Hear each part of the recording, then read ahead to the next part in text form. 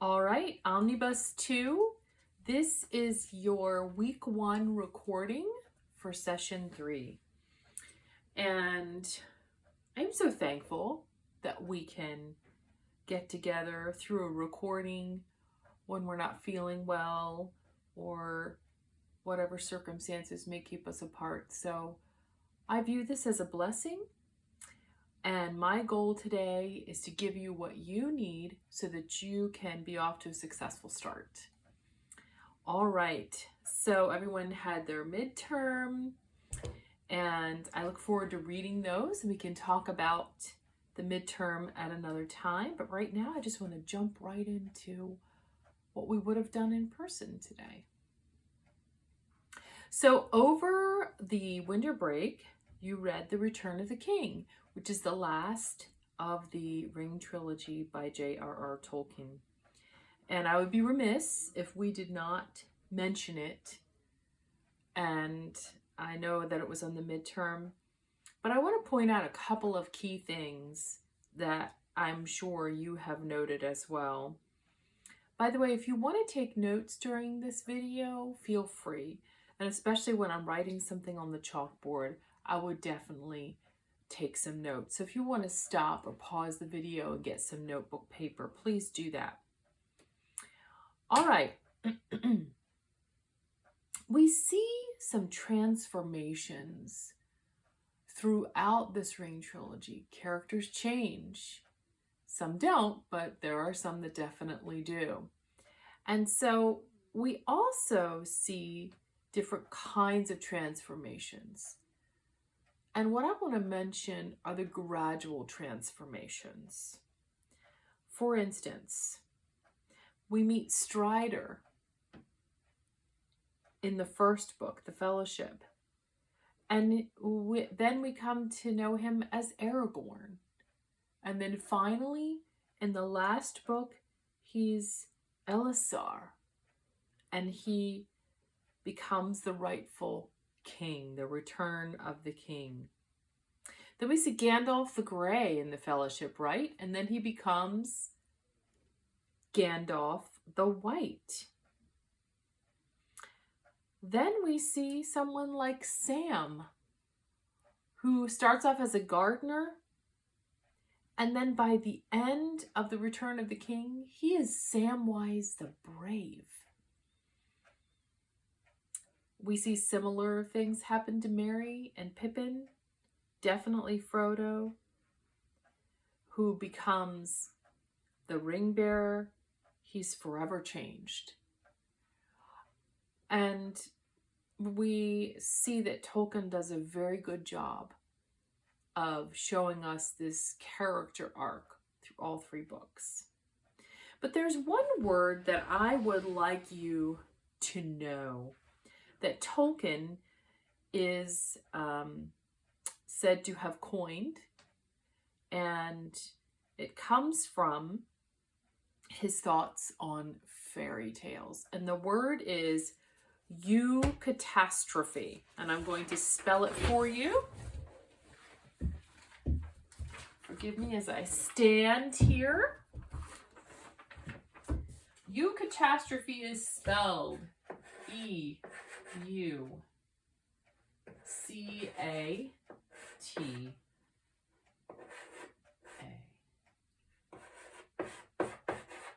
All right.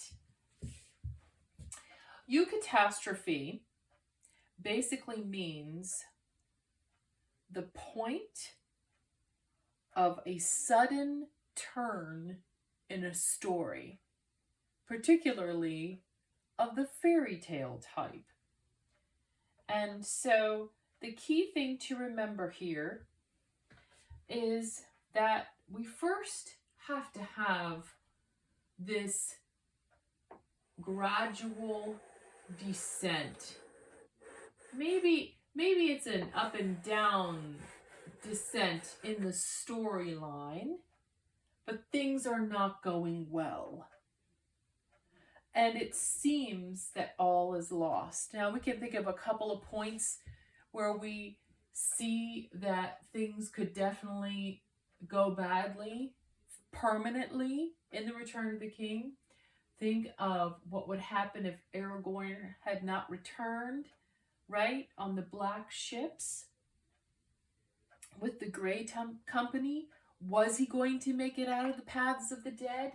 Yes, he did. And at that moment, when he arrives on the battlefield and saves the day, boom, that would be our point of view catastrophe. This is the sudden, and that's the key here, sudden, happy turn of events. Of course, we know the ultimate eucatastrophe in the Return of the King is definitely what happens with Ring. When it seems like Frodo has gone all this way, and there he is in the depths of Mount Doom, and he cannot do it. He cannot let go of the ring. It has, its power has started to take over him in a way he's never experienced before. And yet Tolkien uses Gollum to bring about a eucatastrophe. And when Sam and Frodo are taken up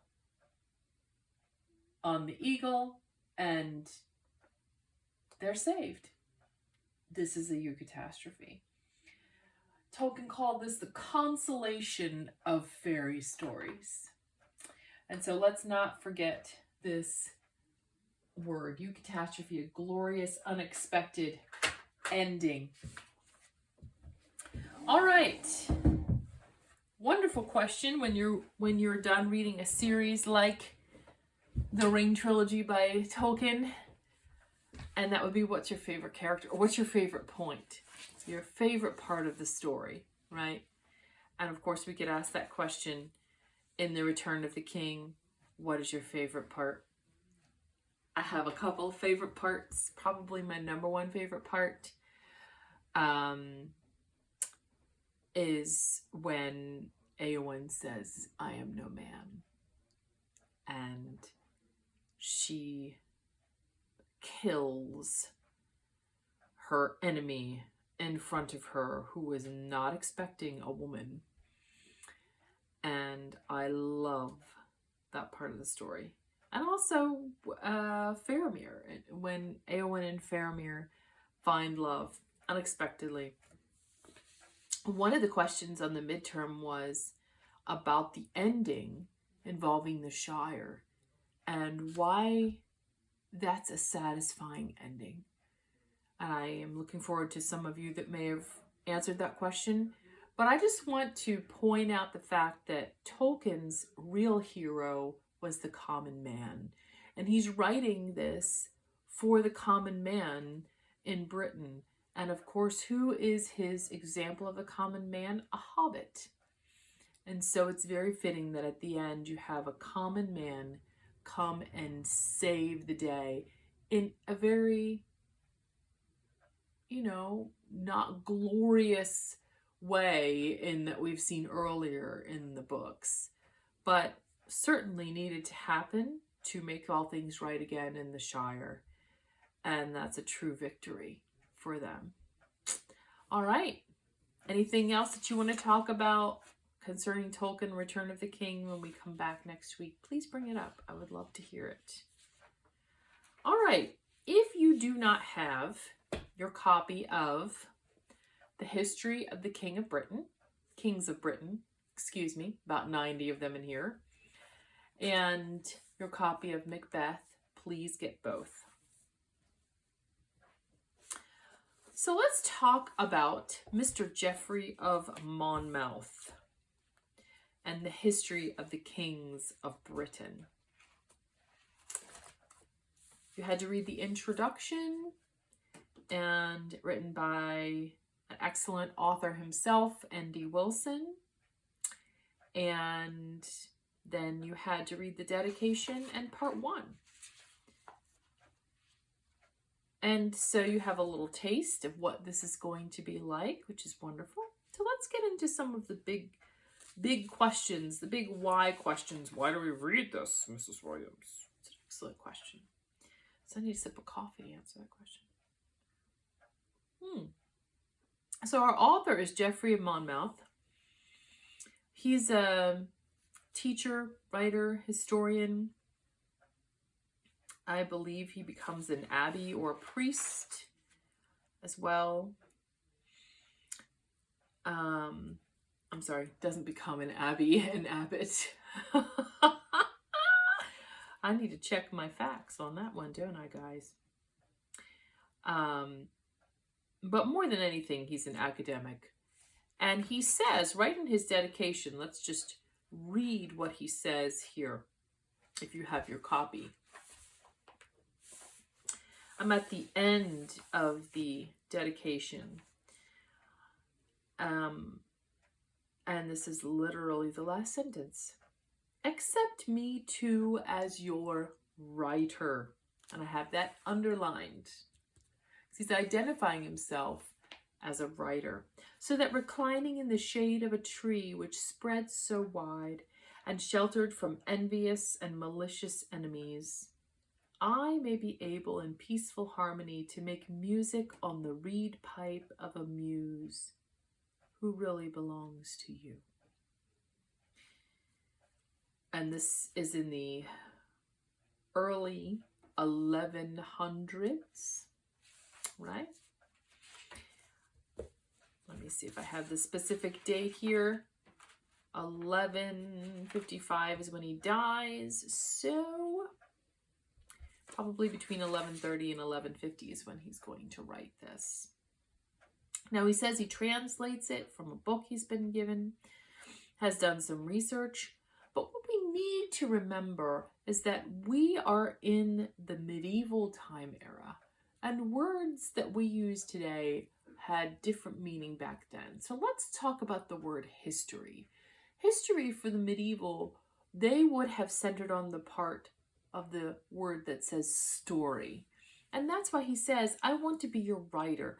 I want to bring out this story of Britain, because he wants to bolster the pride of the nation, of the people, for those that have influence with kings and armies. And he says so right in his dedication, and that's really his goal.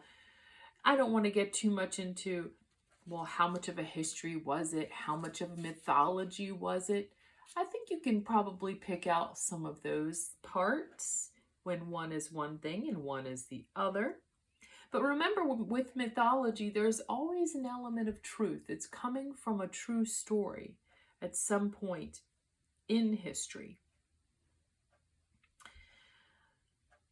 So, of course, the height of this story, of this history, is going to be King Arthur. And he's going to lead up to King Arthur, slow down at King Arthur, really focus on King Arthur, and then boom, he's going to end it. And that's really the greatest myth that he concerns himself with. Well, one of the other important parts of this book is that he's telling the tale of a fall, a great fall of a great people, and why that happened.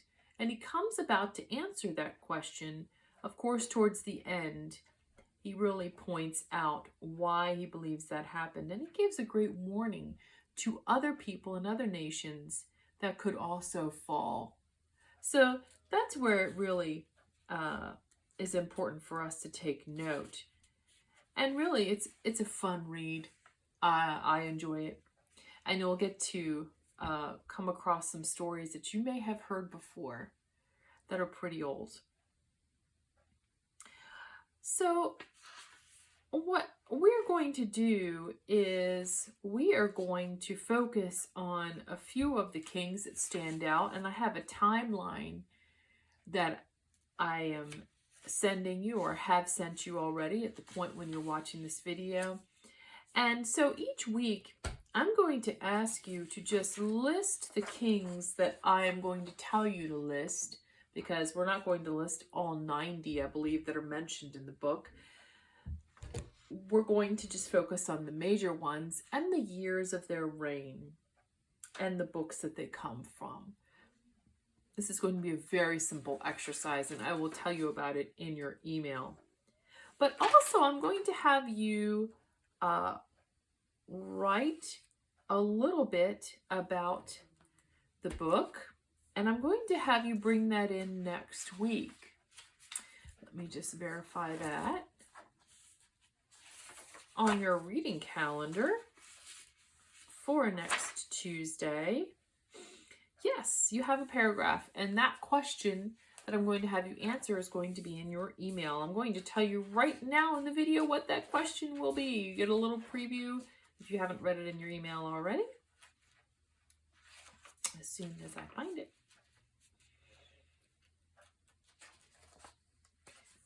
All right, here it is.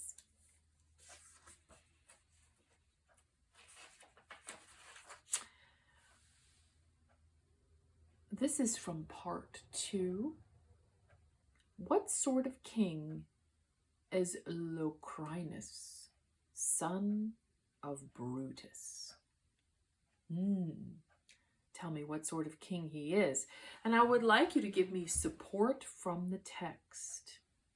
So you have to read about him and tell me what you think. But if we were in class today, I would ask you from part 1, tell me where the Britons come from. And hopefully you would tell me all about the fall of Troy and Aeneas and the Trojan exiles who end up in Greece and then eventually migrate to Britain. So we would have a wonderful discussion about that together. And of course, many people would say, this is definitely in the mythology realm, but that's not really what we're concerning ourselves with. We're really focusing on story here. And one of the themes in the book also is good leader and bad leader. What makes a good leader? What makes a bad leader? And what makes a man of integrity, really? All right. So I'm going to stop talking about the history of the kings of Britain now. And now I'm going to segue into Macbeth, which is our first Shakespeare play of the year. Now, Macbeth is certainly a tragedy.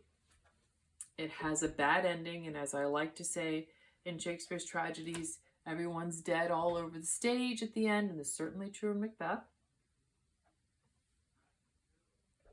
If you're not familiar with this story, we have wonderful synopsis, which is a short summary of each act in the beginning of your copy. I hope that you write in this a lot.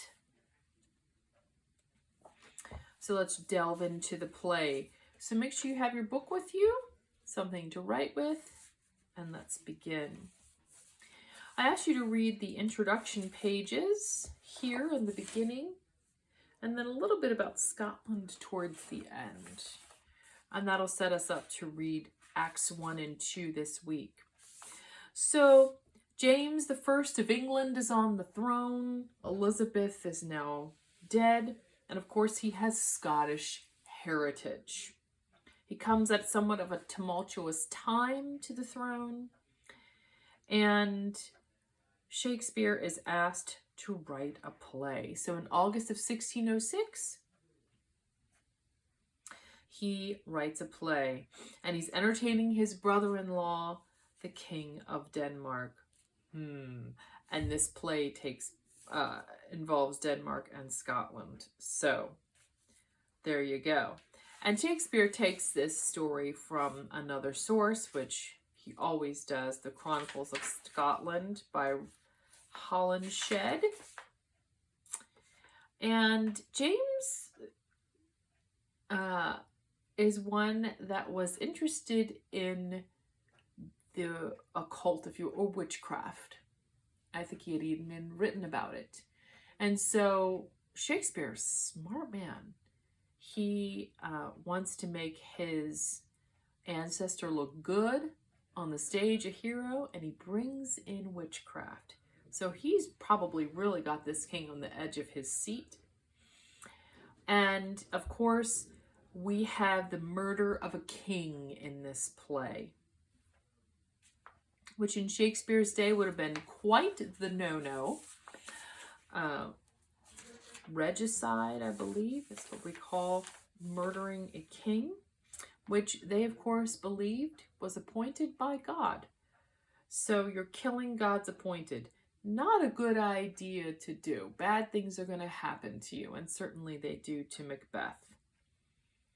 This is the play that if you were an actor and you were superstitious, you would never say the name of this play. You would say the Scottish play, because there is legend about bad things happening to you if you say the word Macbeth. And I've been around actors who do all kinds of things, you know, turn around and say Macbeth, Macbeth, Macbeth 3 times in a row or something like that. If someone says it on the stage, you got to get off the stage and go outside. And it's funny. So the Scottish play, if you are an actor. Now,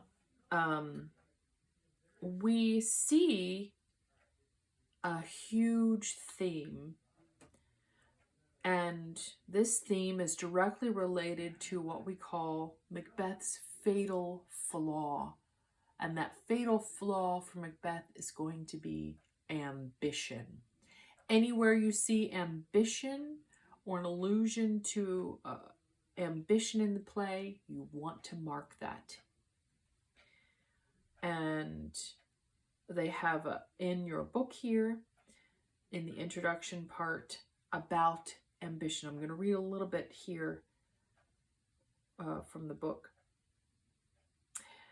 The character Macbeth, we see the effects of uncontrolled ambition on a man.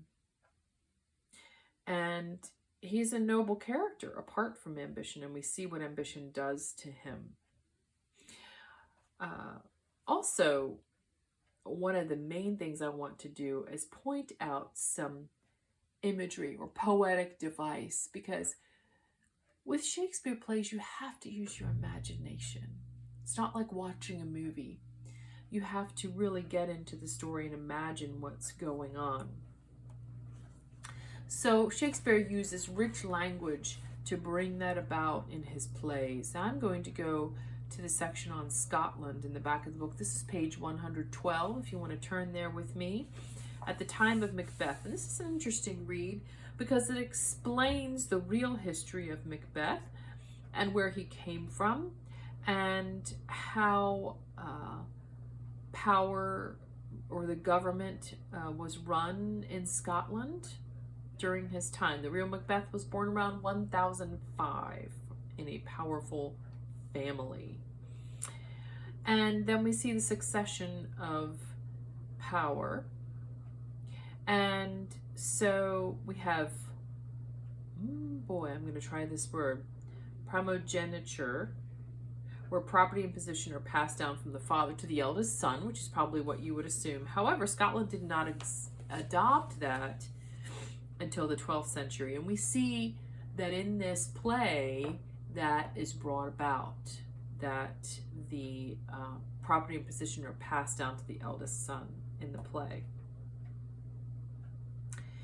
And instead they had practiced tanistry, where the throne is passed not through the father, but through the mother.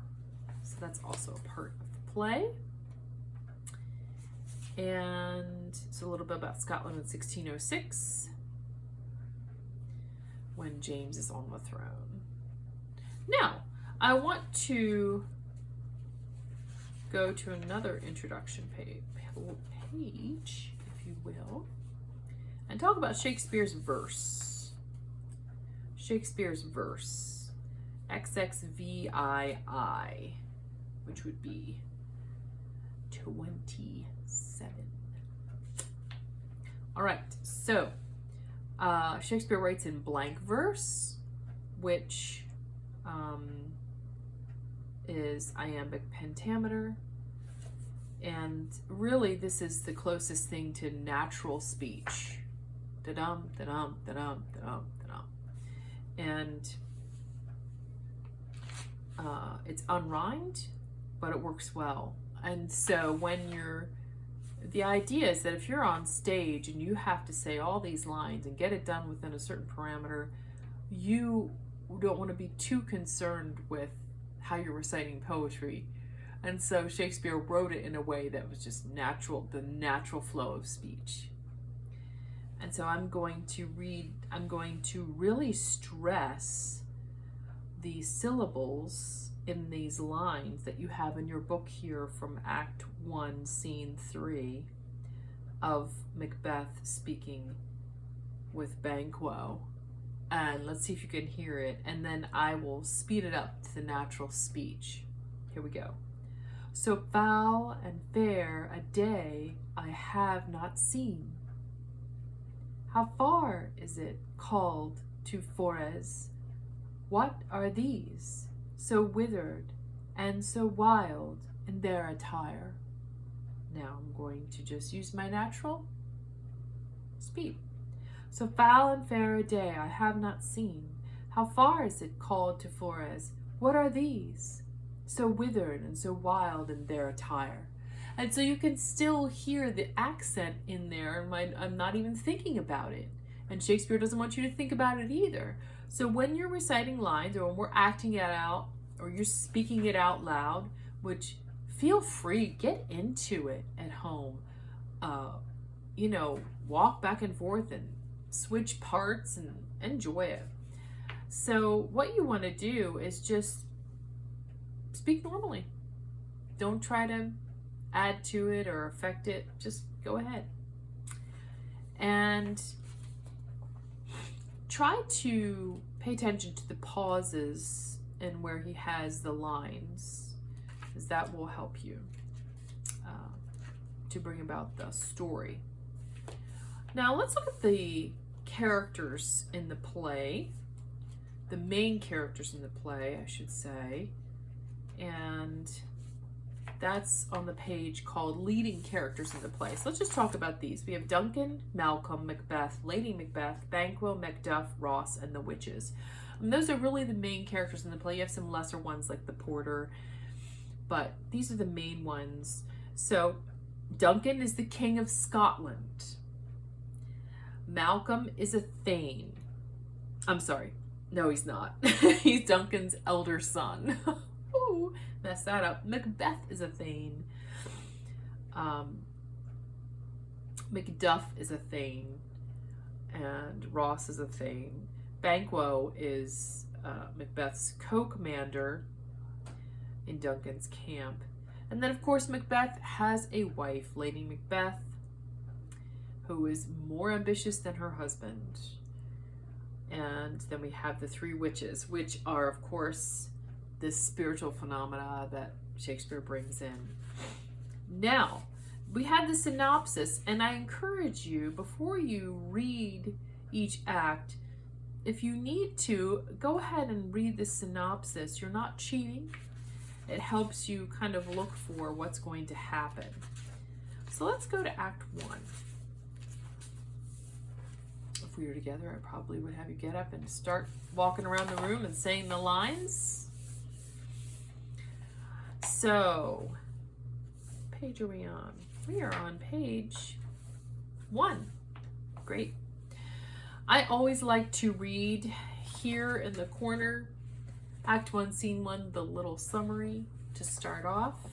So, a prologue of evil. The three witches arrange to meet Macbeth when the fighting is over. So we have a battlefield, and you can imagine on stage thunder and lightning in a battlefield, and three witches enter. So boy, you know some people have had fun with that. I've seen this play twice, and each time they have done the witches differently. So it's fun. All right. I am not going to say the names of the parts. I'm just going to read the lines and let you listen to it and then we'll go to another part. When shall we three meet again? In thunder, lightning, or in rain? When the hurly-burly's done, when the battle's lost and won, that will be ere the set of sun. Where the place? Upon the heath, there to meet with Macbeth. I come, grey Malkin, paddock calls, anon. Fair is foul, and foul is fair, hover through the fog and filthy air. End of scene. All right. Let's go to Act 3. We're going to skip Act 2, but let's talk about what happens in Act 2. I'm sorry, we're in Act 1, Scene 2. King Duncan hears the good news of the battle. Banquo and Macbeth have fought valiantly against their enemy. The king rewards Macbeth with a new title because there has been treason, unfortunately. It's pretty straightforward. Scene 3, the heath, thunder, and enter the three witches again. Now this is where they encounter Macbeth. The witches speak strange prophecies to Macbeth and Banquo, and the first prophecy comes true. So we get to learn some things about this man in this scene. So here we go. I'm not going to say the characters' names. I'm just going to read. Where hast thou been, sister? Killing swine. Sister, where thou? A sailor's wife had chestnuts in her lap, and munched and munched and munched. Give me, quoth I. Aroint thee, witch! The rump-fed Runyon cries. Her husband's to Aleppo gone, master of the tiger. But in a seethe I'll thither sail, and like a rat without a tail, I'll do, and I'll do. I'll give thee a wind. Thou'rt kind, and I another. I myself have all the other, and the very ports they blow, all the quarters that they know. I the shipman's card. I'll drain him dry as hay. Sleep shall neither night nor day hang upon his penthouse lid. For shall live a man, he shall live a man forbid. Weary senates 9 times 9 shall he dwindle, peak, and pine. Though his bark cannot be lost, yet it shall be tempest tossed. Look what I have. Show me, show me. Here I have a pilot's thumb, wrecked as homeward he did come. Now before we go on, I want to point out a little bit of poetic device here. On line 17 it says, I'll drain him dry as hay. What would that be? A comparison using like or as is a simile, and I marked that sim in the margin there. And then we have another poetic device on line 24. Yet it shall be tempest tossed. Repetition of sound. Alliteration. So I said A-L-L in the margin. Alliteration. See what you can find and mark it in the play. Poetic devices. Here we go. Third witch. A drum, Macbeth doth come.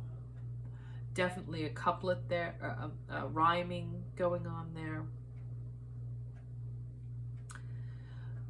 The weird sisters hand in hand, posters of the sea and land, thus do go about, thrice to thine and thrice to mine, and thrice again to make up 9. Peace, the charms wound up. What a famous line we have here next.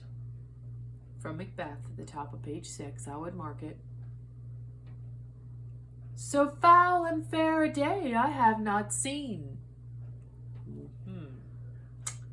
Foul and fair a day I have not seen. So he's saying it's foul and it's fair. Why would he say it's been foul and fair? Think about it. He's been involved in battle. He's won. He's about to learn how it can be foul and fair. as well. Somewhat ironic. This is Banquo. How far is it called to Forres? What are these so withered, so wild in their attire? They look not like the inhabitants of the earth, and yet are on it. Live you, or are you aught that man may question? You seem to understand me, by each at once her choppy finger laying upon her skinny lips. You should be women, and yet your beards forbid me to interpret that you are so. He doesn't know what he's looking at. Speak if you can, what are you? All hail, Macbeth, hail to thee, Thane of Glamis. All hail, Macbeth, hail to thee, Thane of Cawdor. All hail, Macbeth, that shall be king hereafter. Okay, so these witches are foreshadowing. They're speaking something that is true now and something that will be true later. So this is the encounter where Macbeth is first tempted to think about possibly becoming a king. If you look at his aside on page 9, he's telling the audience something that he's thinking. Would be important to note. All right, then we come to scene 4. And here we have Duncan receiving Macbeth and Banquo after the battle. Malcolm is there, his son as well. All right. And we see more evidence of Macbeth's ambition in this scene. If we look at line 48 on page 13, another aside, the Prince of Cumberland, that is a step on which I must fall down, or else o'erleap, for in my way it lies. Stars, hide your fires, let not light see my black and deep desires. The eye wink at the hand, yet let that be which the eye fears when it is done to see.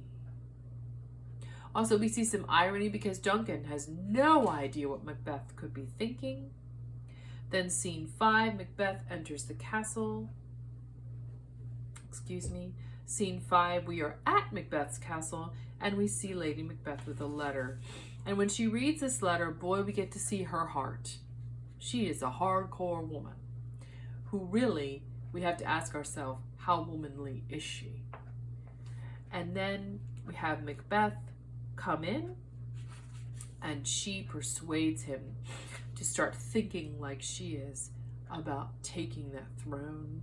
Then we have scene 6, where Duncan comes, Lady Macbeth welcomes him, and we have this line that I love that is so great. On page 17, Duncan says, as he approaches the castle, "This castle hath a pleasant seat, the air nimbly and sweet, recommends itself unto our gentle senses." He has no idea he's walking into his death. Yeah, that's irony right there. Now, then we come to scene 7. This is a soliloquy. Macbeth is really struggling with his feelings now and what to do, what is right, what is wrong. And then we see Lady Macbeth, going back and forth with him. For her, a man that follows through, even in something as hardcore as murder, as a real man. And then we come to Act 2, and I'm not going to go into too much of Act 2, but this is where we have some action going on here that's important to the play. One of the most famous scenes in the play is what we like to call the dagger speech. That's on page 24, where Macbeth speaks after he sends everyone to bed, and he says, "Is this a dagger I see before me?" It's like, is he losing it? We don't know. And then it continues on until you get to scene 3. I'm not going to give away what happens at the end of Act 2. That's for you to read. But I want you to pay attention to some things that you may need to be marking in your book.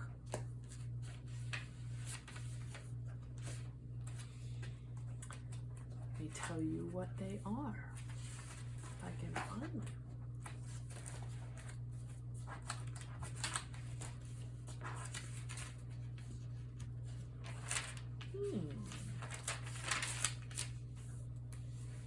Try one more place. I love it when I'm intentional about something and then I lose it. Well, maybe I cannot find it, and that's okay.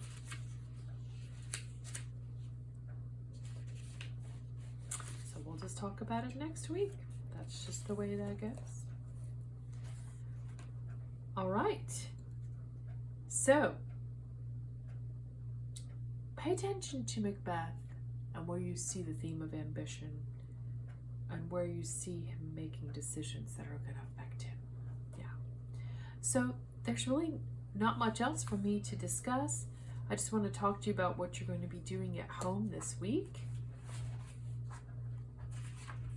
Let me talk about that.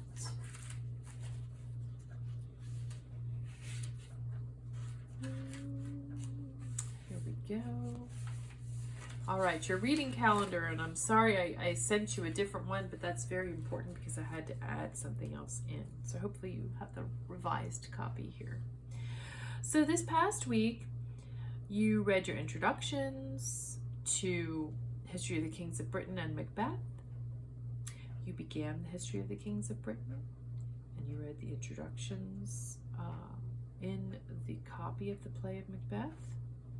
Finished your essay, read John 1 and 2. Here we are on week 2. All right, now, for this week, you're going to read part 2 of History of the Kings of Britain, and you're going to have a question to answer that you're going to write a paragraph about. So be thinking about that. I will send you a rubric, and then we will discuss what we've read so far in History of the Kings of Britain. Very important for you to come with your books. Very important for you to have read the text. Very important to mark what you think is important at home and when we are in the class. Then Macbeth, you're going to read Acts 1 and 2. A lot to mark there. And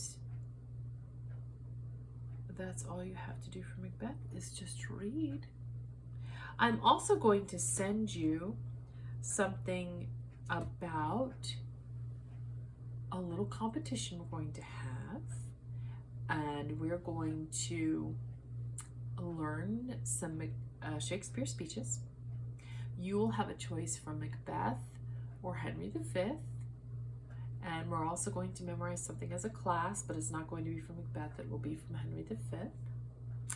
And then later on, we have a debate to prepare for, but that will come a little bit later. So what I'm asking you to do is to think about what speech you want to memorize and come in and tell me what you think it will be. I have a certain number of speeches, and no one is going to duplicate a speech. So the speech you choose, only you will be doing that. And later on we will perform this for everyone, and we'll record that, and we will have judges judge, and we'll have some first and second and third place winners. And so that'll be exciting. I'll give you some more details about that.